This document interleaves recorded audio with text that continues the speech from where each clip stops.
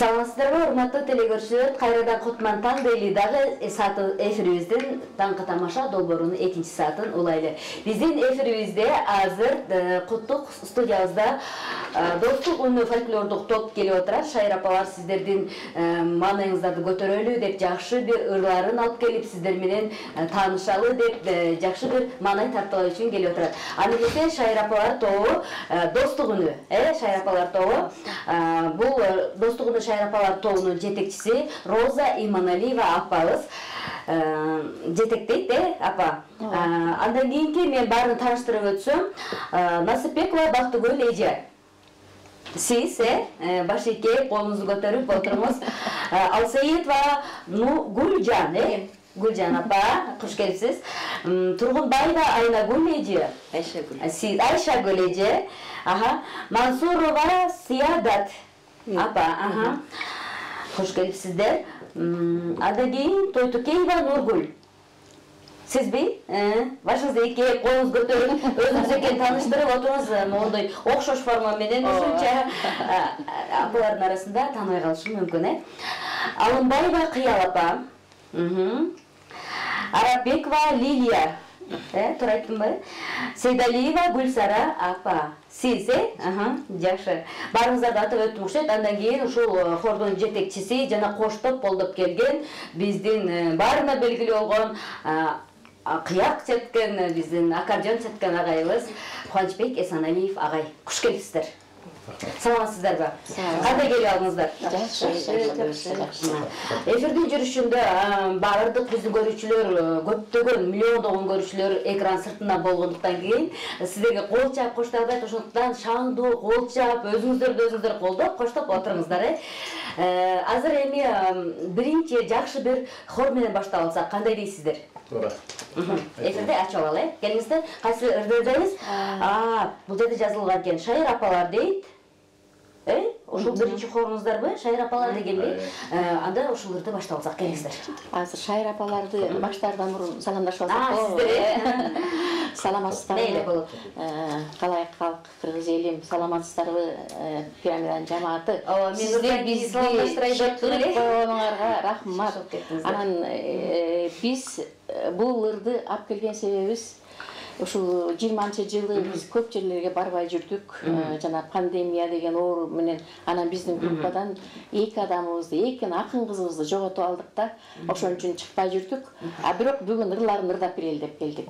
Ошол бир акын кызыбыздын Үмүт Абдрахманованын Шайыр апалар деген сөзү Абдрахманованыкы. Онун болсо биздин көркөм жетекчибиз Кубанычбек Эсеналиев. Ошонун ырды ырдап коелу. Сан болот. Келиңиздер. Эмесе өзүбүздүн ырды. Үмүт Абдрахманова тууганыбыздын ардагы ыраазы болсун. Ошонун сөзүнө жазылган Шайыр апаларды аткарып берели.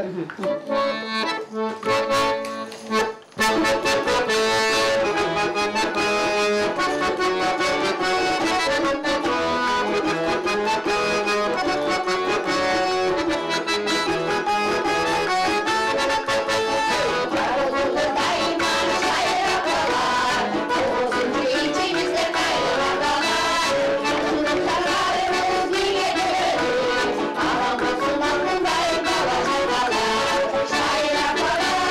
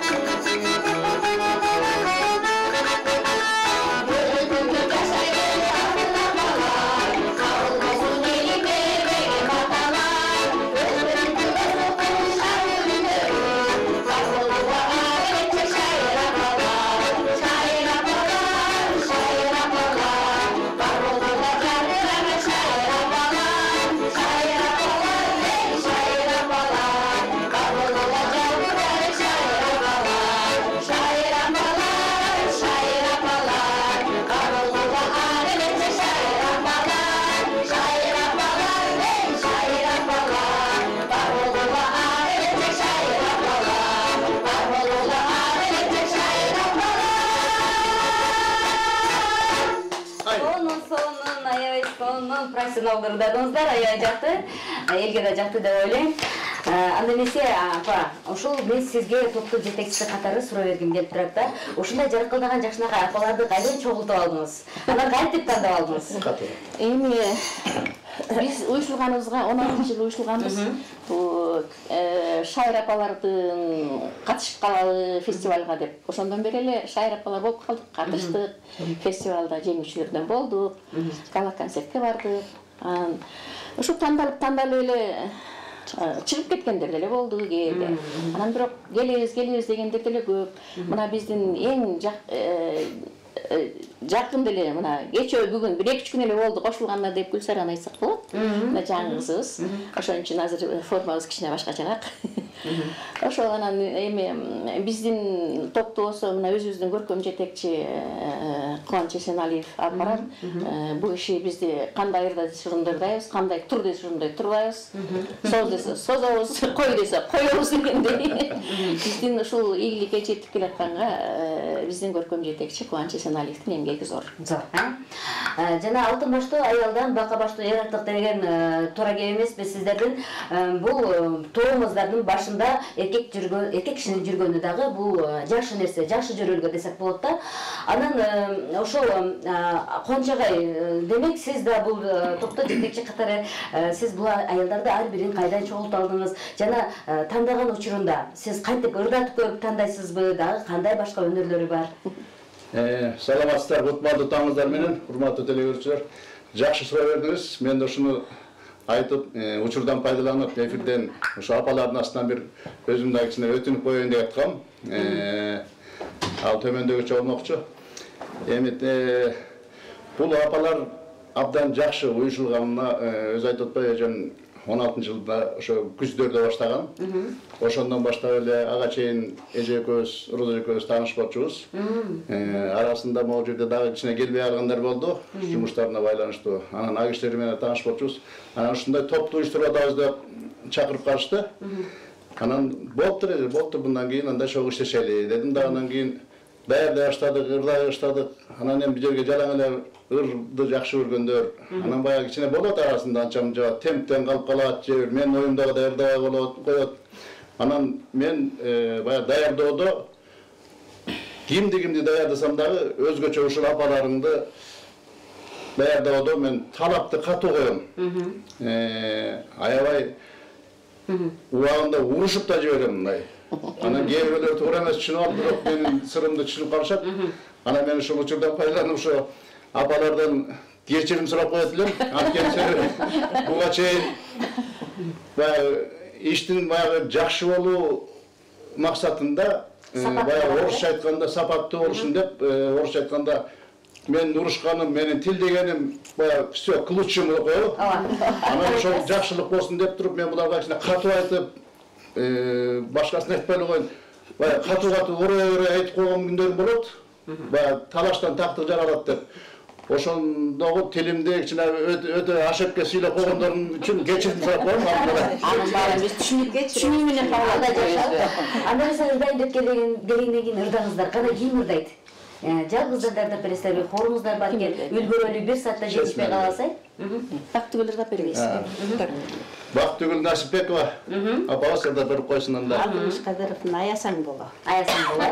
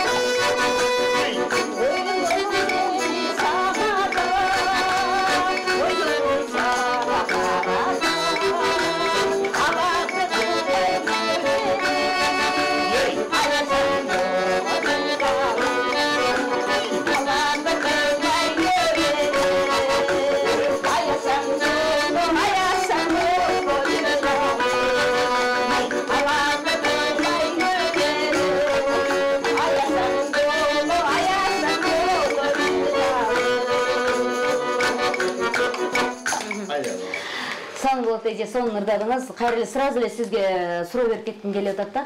Ошол топко кошулуп мына 4 жыл болуп атыптыр да. 4 жылдан бери эмнелерди алдыңыз? Сизге кандай өзгөчөлүгү менен сизге жагат? Ошолор жөнүндө бир аз айтып берсеңиз, кошулганыңыз тууралуу. Мен кошулайын десем, Иманалиева Роза Америкага кетип калыптыр. Анан бул эжебиз 2-3 ай келгенче аябай күттүм. Бул кишинин уруксаты жок, албайт экен.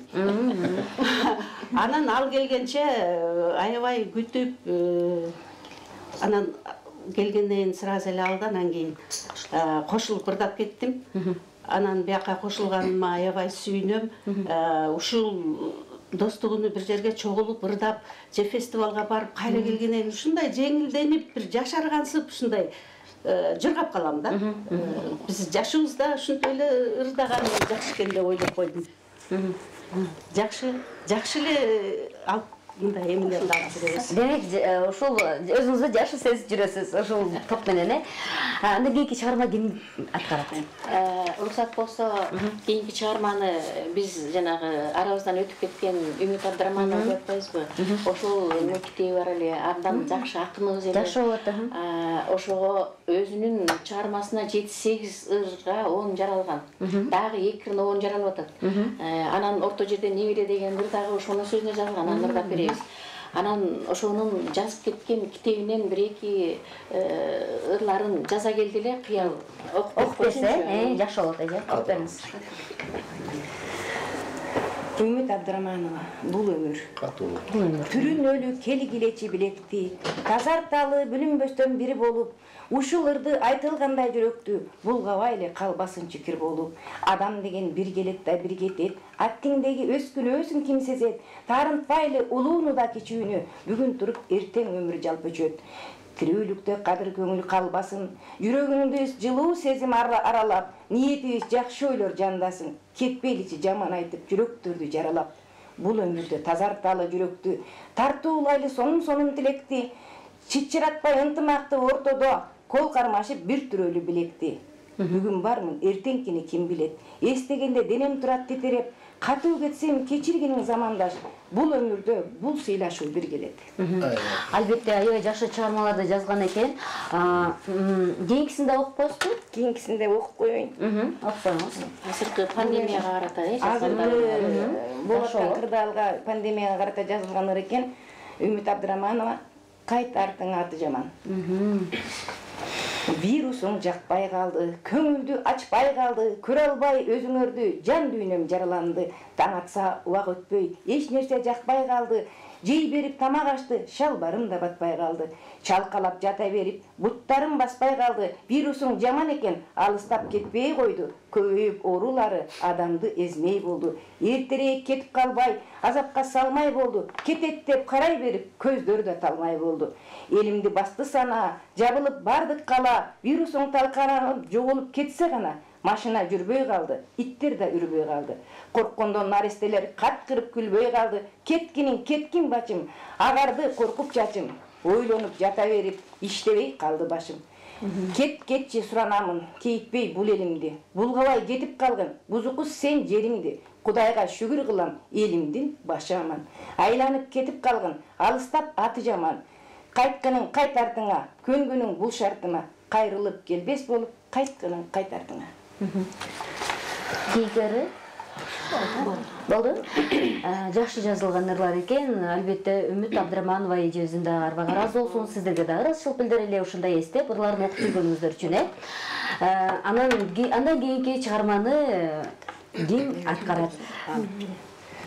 Анда Сиядат ырдап кой, Өмүр. Кандай аткарасыз? Сиз аткарасыз? Өмүр деген. Өмүр деген чыгармасын, жакшы болот.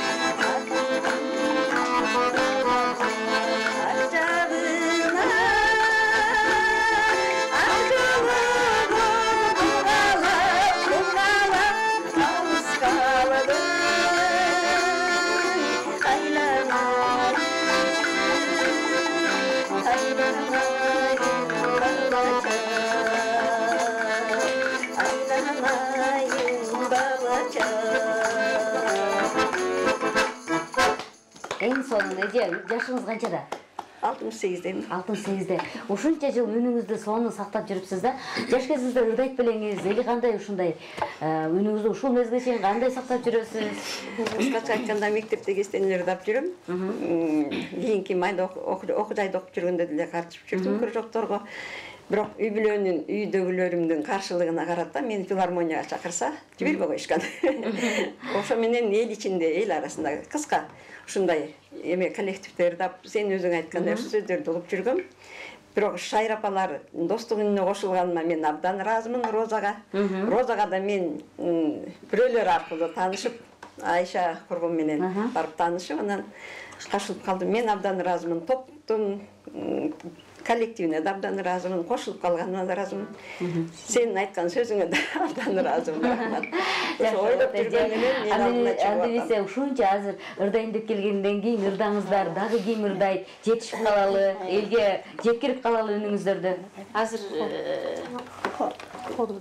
кимдир таталы? Хор Нургүлдө. Нургүл. Келиңиз Нургүл эже, ырдап бериңиз. Кайсы ырдайсыз? Мен сүйүү карагы деген ырдап берем. Жакшы болот.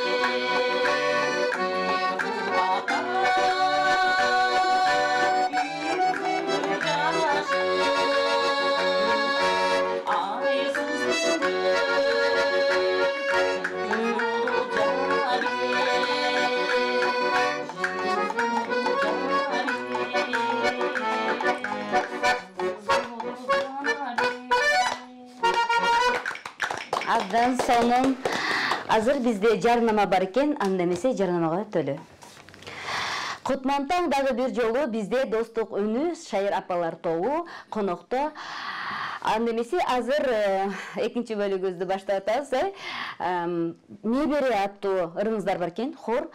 Ошол менен ачалсак кайрадан. Бул дагы Үмүт Абдырманованын сөзүнө жазылган. Огун өзүбүздүкү. Роза Иманалиева өзүңүздүкү, жакшы болот. Кана эмесе баштабыз.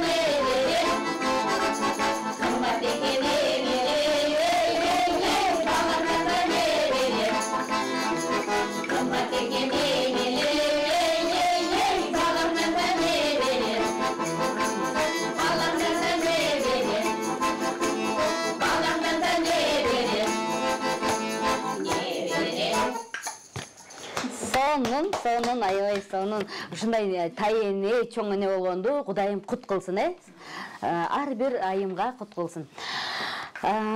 Мен азыр сиздердин тобуңуздарга жаңы келген эжеге сурап бергим келип турат да. Эже ушул топ эмнеси менен жакты сизге? Эмнеси менен айырмаланып келип калдыңыз? Дагы өзүңүздү кандай сезип жүрөсүз? Эркин эле сезип атасызбы? Ооба, туура айтасыз. Ошо бүгүн мен деген ошо Шайыр апаларга кошулганыма аябай кубанычтамын. Бул Шайыр апалар тобуна деген чыгармачылыкка төбөсү көрүнгөн Гүлзат Байзакова менен Ишан Календаров деген биздин жакын досторубуз болот. Ошо жүзүң бар, ырың бар, ырда костюм типтир деп Наташа эже менен тааныштырган. Ошо Наташа эже аркылуу келип калдым. Ошо апалар мени аябай жакшы тосуп алышты. Абдан мен көптөн бери эле тааныштай эле аябай кенен өзүмдү жакшы сезип отурам. Кубанычтамын аябай. Ырда бересизби? Мүмкүн болсо. Ошо группа жалаң айымдар болгонуна байланыштуу. Айымдарда эмне айып деген Айбек Карымовдун угунда жазылган айымдарда эмне айып деген ырды. Сонун болот. Келиңиз.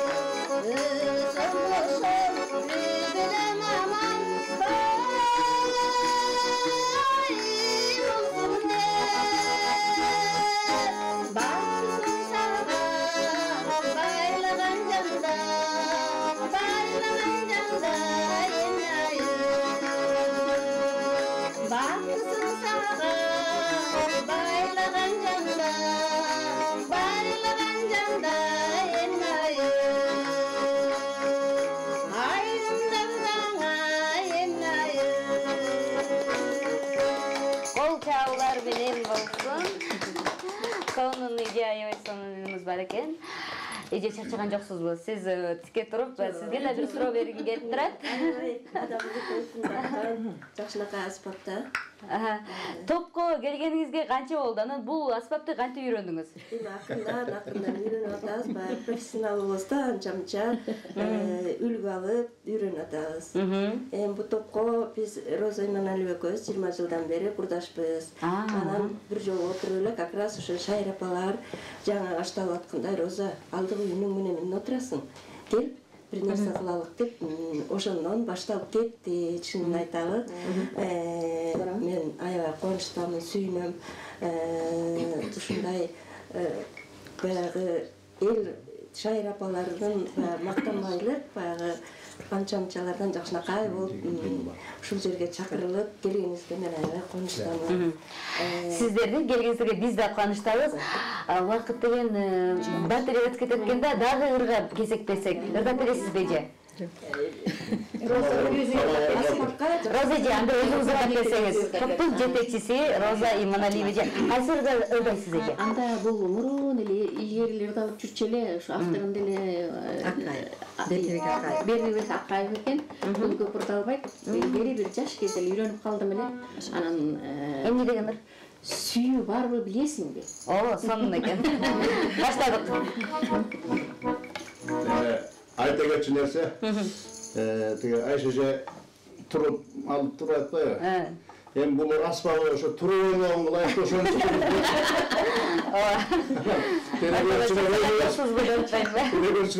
Телевизорчу дурус болгондо аспабына жараша болду да.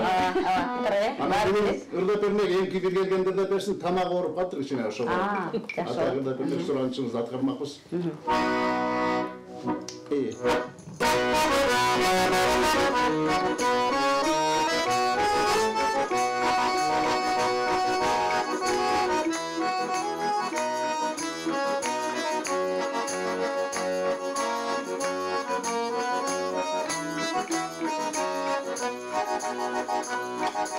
Yıldız bu asmandan güyesin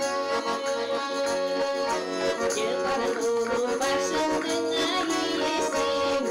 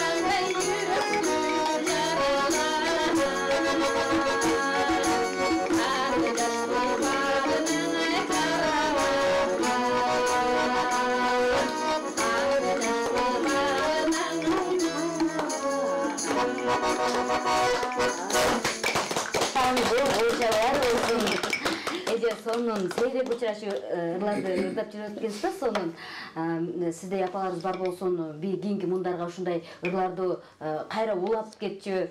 Эже сизге дагы бир суроо бергим келип атат да. Ушундай ар бир адамдын ар түрдүү кыялы бар дегендей, ушунча аялдын кыялын таап, мамиле түзүп, анан өзүңүздүн үй бүлөлүк жашооңуз бар, неберелериңиз бар, бала чакаңыз бар дегендей, ошолордон ашып кантип ушу топту түздөп алып жүрөсүз? Ушу күнгө чейин 4 жыл деген чоң эле суроо десек болот. Чоң эле суроо. Биз Шайыр апалар баарыбыз тең аябай биримдиктүүбүз да, ынтымактуубуз. Ошо ынтымак болсо эле баары жакшы болот экен. Кеп ынтымакта. Анан бири-бирибизге катуу айтмай жок, айтпайбыз деле, айтсак деле тамашалашып, сүйлөшүп, эгер биз ошо ай сайын өзүбүздү дагы өзү эме кылып алганбыз, ай сайын жолукмай шернелешип болуп, шерне. Анан шернеде биз жөн отурбайбыз, ырдайбыз. Аккомпаниаторубуз келет, аны менен репетиция кылабыз постоянно. Ошо негизи коллективим мен өзүм да разымын да, ушундай өзүлөрү эле жакшынакай болуп менин купулума толгон айымдар да бар тең. Жакшы. Эже ушул ырларды ырдап эле жүрөсүздөр да, анан клипте түшүрдүңүздөрбү? Кийинки калыш үчүн, тарыхтан же муунга калыш үчүн? Ушул клип тарталы деген оюбуз да бар. Анан ошого кичине жетише албай атабыз. Баягы биз өзүбүз каржылайбыз, бизди эч ким каржылагайт. Анан кептин баары эле ошо каржылоого келип калып токап болуп турбайбы? Атак ырларыбыз даяр. Дагы жанагы азыр Үмүт Абдрахманованын ырын окуп атып, ошого дагы эки жазып койдук, аранжировкаланып атат, даярдалып атат. Буюрса аны да кийин ырдап чыгарабыз. Буюрса бир жакшы бир көктөм келсе, жакшы күндө кичине акчадан чогулта коюп тартсаңыздар болот. Өз кийимибизди өзүбүз тигебиз. Биздин кийимибизди тиккен мынакей Гүлжан Алсиитова. Ошо Гүлжан апа, ошо сизге да Гүлжан эже менен суроо бергим келип атат да, колуңуздагы эмне болгон инструмент? Өзгөчө инструмент экен. Ошол тууралуу да айтыңыз. Анан ошол апалардын формасын эмес, негизи эле костюмун сиз тигет экенсиз да. Анан ушу костюм тигүүдө сиз өзүңүз тандайсызбы? Мондой светтери же болбосо фасондорун ушуларды кандай кылып сизге ким же жалпы көмөктө бири-бириңиздерден сурайсыздарбы эле кандай? Эми форма боюнча кандай десем, бул форманы Роза кандай кылалы деп айтат да. Ушундай значит форма ошого жараш керек. Анан бирок мен буларга эметпейм, өзүм тандайм бар. Өзүңүз тандайсыз, материалды да өзүм тандайм, цветти да баарын өзүм, фасонду да өзүм тандайм. Ошо. Анан биздики постоянно ушундай болуп атпайбы? Баягы срочно эле бирдеме болуп эле той болот, тойго чакырат бизди, анан жаңы форма кийиш керек, КТРга чакырат деп, дагы бир башка канал чакырган, кайра жаңы форма кийиш керек деп, ошо бир жумада бат бүтүрөбүз баарын. Анан жаңы формамен чыгабыз. Ар бир телеге барганда алмашып турасыздар, жаңы формамен барып турасыздар. Жакшы. Колуңуздагы инструмент жөнүндө айтсаңыз. Бул инструмент көкөр. Ошо. Буну бизде аны эмнеге айтып койдуңуз? Шылдыра. Да. Буну такт темпте урат. Буну бизде группада Айнагүл деген бир жакшы келинибиз бар болчу. Ал да быйыл пандемияда ошо каза болуп калды. Ошо ал да ыр жазды, бизге ыр жазып берчү. Анан ошол жасап берди бизге. Ошо. Анан ичинде эмне бар? Ичинде бирдеме бар. Шылдырактар бар. Ошо. Анан эми мен да буну 2 жыл болду кармап атам. Ошо. Атак мурун кайдан. Анан мына Кубанбайке баарына үйрөтөт экен, Роза экөө. Ошо үйрөнүп атабыз башына. Жакшы экен. Эже сиз учпай эле отурасыз, өзүңүз жөнүндө тааныштырып, анан ырдап бересиздерби? Бул ырдаса. Ырдап бересиз. Сиз ырдап бересизби? Жок, эми убакытта азыр Лилия ырдап берсин. Лилия, сен ырдайсың. Лилия ырдап берет, анан дагы Таңкы тамаша деп, тамашалык ырдайм. Жакшы болот эже. Лилия. Сиздин арай тамаша деген казак тилдерин ырдайм. Жакшы болот. Келиңиз.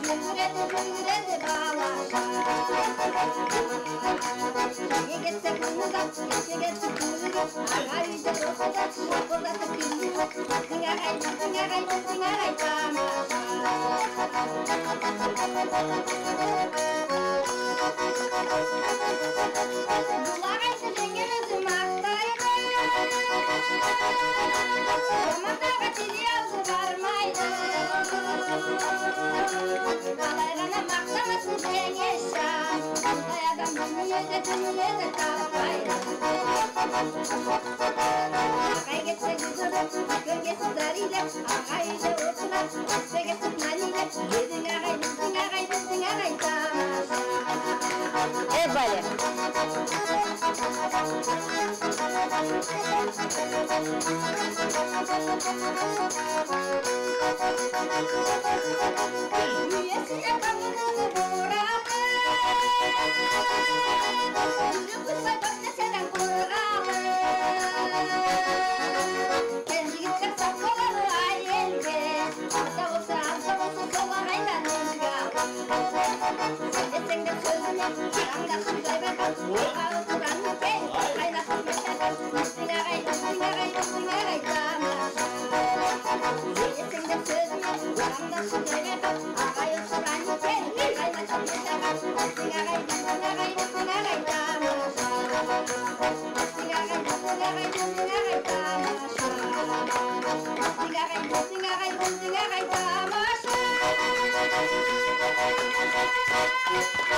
Kolçalar bolsun.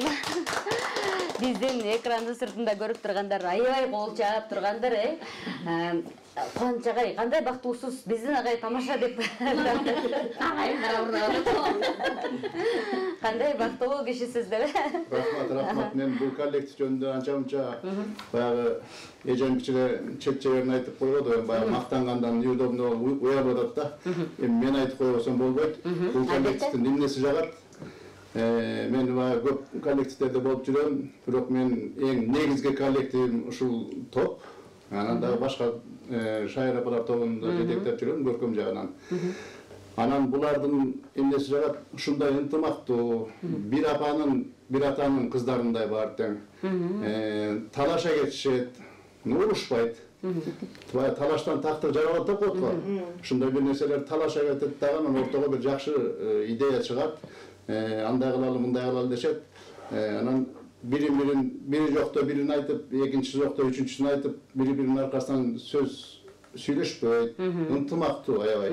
Анан жана жогоруда айтып өткөндөй ошо шернелери бар. Бул шерне деген сөз жөнүндө жолугушууга себеп болуу эле, ошого орусча айтканда повод деп коебуз, повод.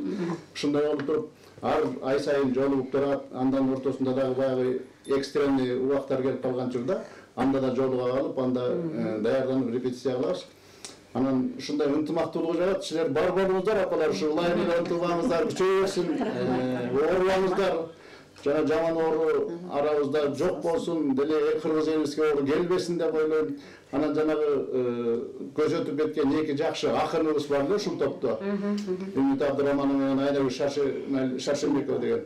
Ошолордун арбагы ыраазы болсун, эми ошолорду айтып өтпөсөк болбойт. Анан калгандарыбыз аман бололук, толо берелик, өзүбүз менен өзүбүз көбөйө бериңиздер, жакшы ишиңиздер ийгилик каалайм, сиздердин дагы жамаатыңыздарга ийгилик каалайм. Ортоңуздар толсун. Азыр убакыт деген учкан куш экен да, сааттын жебеси жылгандан жылып алдыга карай кетип атат. Азыр жалпы хоррордо бересиздерби, кандай кыласыздар? Эркин микрофон берсем, кимиңиздер жыйылып туруп, эл менен коштошуп, анан Колосуңуз чектелбей калды. Хор жыйылтабыз. Эми элибизге тынчтык болсун, ошону тилейли. Анан эки акын кызыбыз бар деп этип эле, ошонун бирөөсү Айнагүл Шаршенбекова. Биз достук үнү түзүлгөндөн баштап башында чогуу биз менен жүрчү. Анан ушул атты да ошол достук үнү деп ошол салымы бар. Анан кийин ошого да ырды сөзүн жазып берген да. Dostluğun ünü деп ырдап атканда азыр ырдын маанисинен эле өзүңөр билесиздер. Анткени достук үнү биз ар улуттун ырларын көп ырдайбыз да. Ошон үчүн атыбыз достук үнү болуп калган. Анан бул гимн ыры болуп калды да. Анан ошо Айнабек Шаршембекова азыр арабызда жок болуп кетти. Анын Арбак разы болсун. Ошонун ыры менен ырдап бүтүрүп калдым. Огону меники.